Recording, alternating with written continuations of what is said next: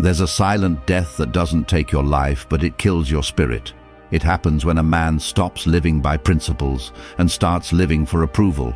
You can see it in his posture, his words, and in the way he moves through life, desperate for validation, yet empty inside. The Stoics never measured a man's worth by his status, his looks, or his possessions. They measured it by how much of himself he still owned. Marcus Aurelius once wrote, "It is not that we have a short time to live, but that we waste much of it."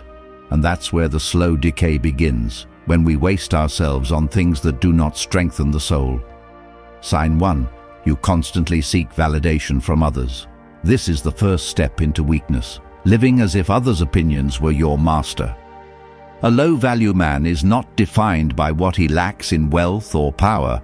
He is defined by how easily he bends to gain approval. He reshapes his words to fit the room. He changes his beliefs to fit the crowd. His emotions rise and fall based on how others treat him. Epictetus warned against this long ago. If you wish to be a man of peace, do not concern yourself with what others think of you. Because the moment your worth depends on external validation, you are no longer free. You are a servant to every opinion that crosses your path. To fix this, you must learn the art of internal validation. You must become your own judge, your own standard. Ask yourself, not what they think, but what kind of man do I want to be when no one is watching? That's the essence of true value. A man grounded in self-respect walks differently. He doesn't chase validation, he attracts respect. Because respect is not demanded, it's emanated from the silent confidence of a man who answers only to his conscience. Sign 2, you let your emotions control you. The second sign is more subtle, but far deadlier. It's when your emotions dictate your reactions. Anger, jealousy, envy, fear. When you let emotions control you, you become a puppet of the moment. You lose clarity, reason, and strength, the 3 pillars of the Stoic soul. Seneca once said, "He who angers you conquers you." Think about that.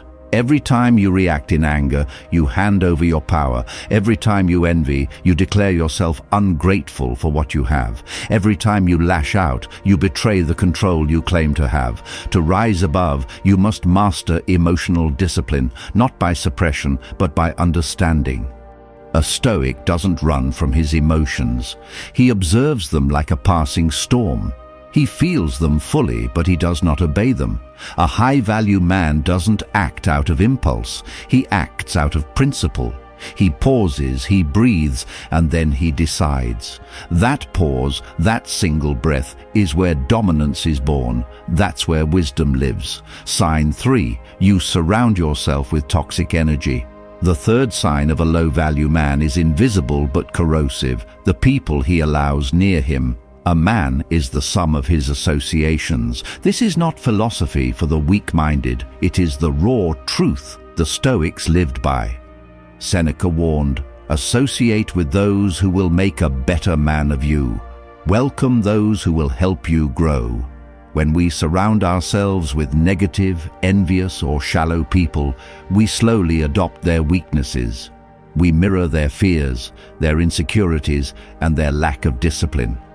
A low-value man tolerates gossip, excuses, and dependency in his circle. He doesn't challenge his friends, and he lets mediocrity seep into his life unchecked. He craves comfort over growth, conformity over independence. To break this cycle, you must quietly eliminate toxic influences, not with drama, not with revenge, but with calm detachment. Observe the energy around you. Measure the value it brings to your mind, your spirit, your growth.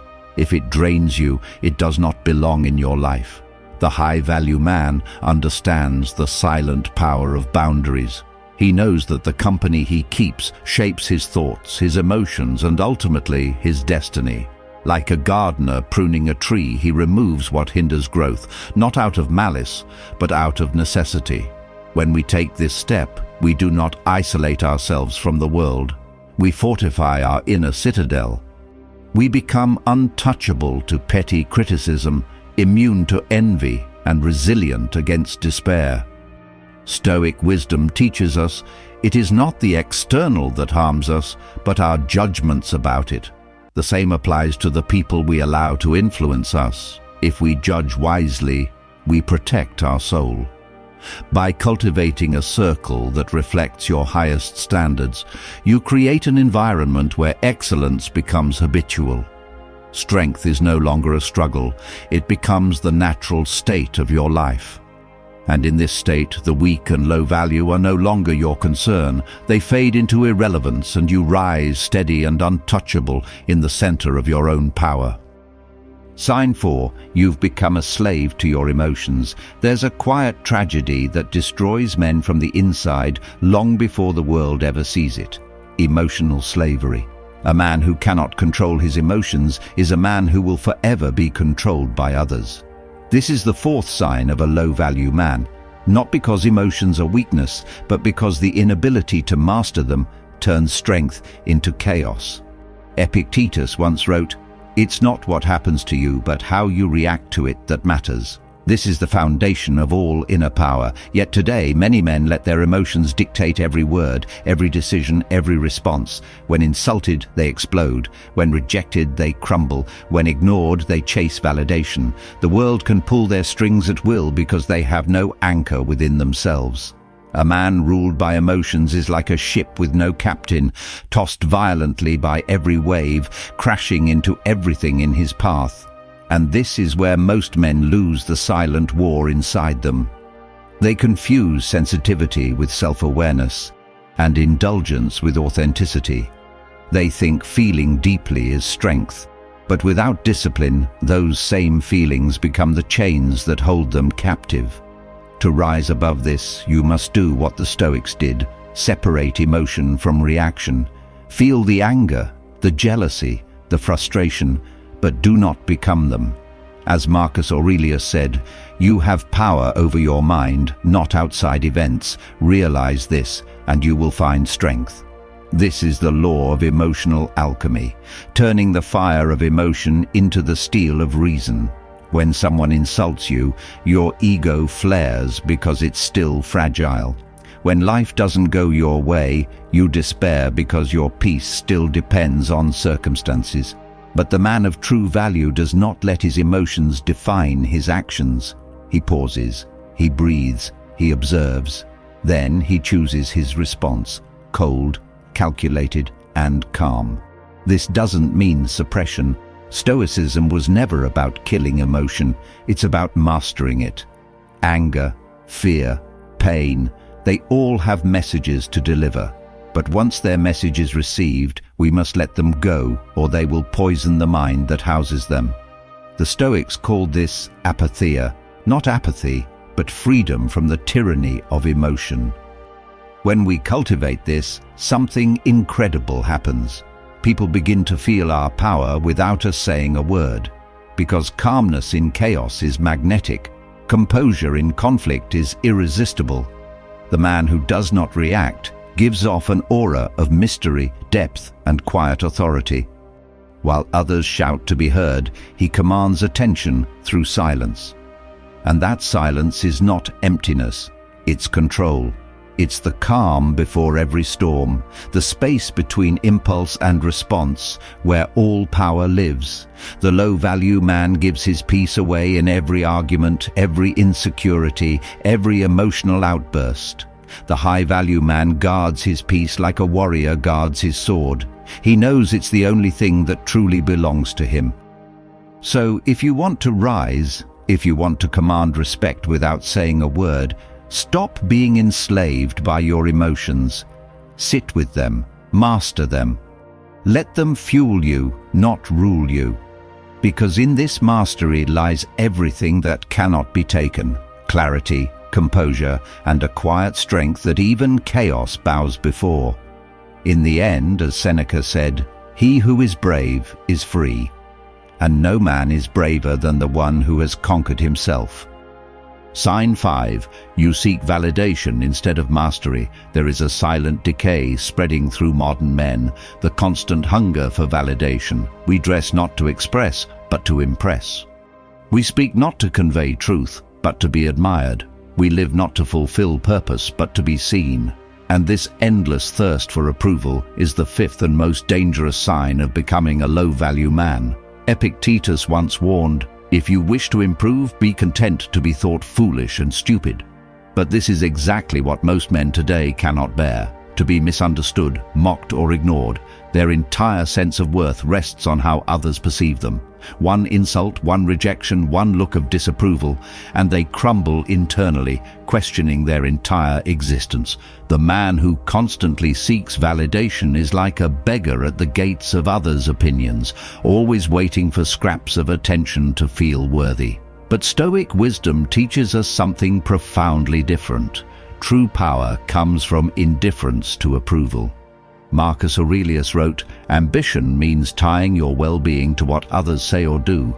Sanity means tying it to your own actions." And this is the core of it: sanity. The man who depends on praise is already lost, because he's chained his peace to something he doesn't control. He has built his self-worth on the trembling foundation of external perception. The true Stoic, however, builds his worth on his own effort, his own character, his own discipline. Let's be brutally honest. Most people's opinions are fleeting, shallow, and self-serving. The crowd will cheer for you when it benefits them and vanish when it doesn't. They will celebrate your rise and mock your fall, not because of who you are, but because of what you represent to their own fragile egos.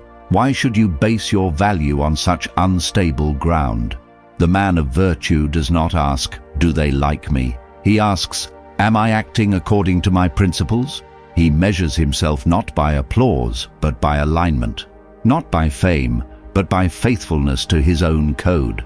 He does not chase popularity because he understands greatness and approval rarely coexist. Look at the Stoics themselves. Marcus Aurelius, the emperor of Rome, was surrounded by flattery, deceit, and endless attempts to win his favor. Yet in his private writings he reminded himself daily to remain humble and untouched by vanity. "Receive wealth or prosperity without arrogance," he wrote, "and be ready to let it go without grief." That is emotional and spiritual strength, to walk through admiration and hatred alike with the same calm step. When you stop seeking validation, something shifts in your presence. People can sense it. You no longer need their approval, and that makes them respect you even more. The paradox of power is this: the less you chase it, the more it grows within you. The man who does not need attention becomes the one who naturally attracts it. When you start to master yourself, the world will sense it. You'll walk differently, speak differently. You'll no longer beg for validation, because your presence itself will become proof of your power. Remember, silence, control, and discipline are louder than words, and those who live by them don't need to prove anything to anyone. If this message spoke to something deep inside you, subscribe to the channel and join us, because here we don't chase comfort. We build strength, discipline, and an unshakable mind. Until next time, stay silent, stay grounded, and stay powerful.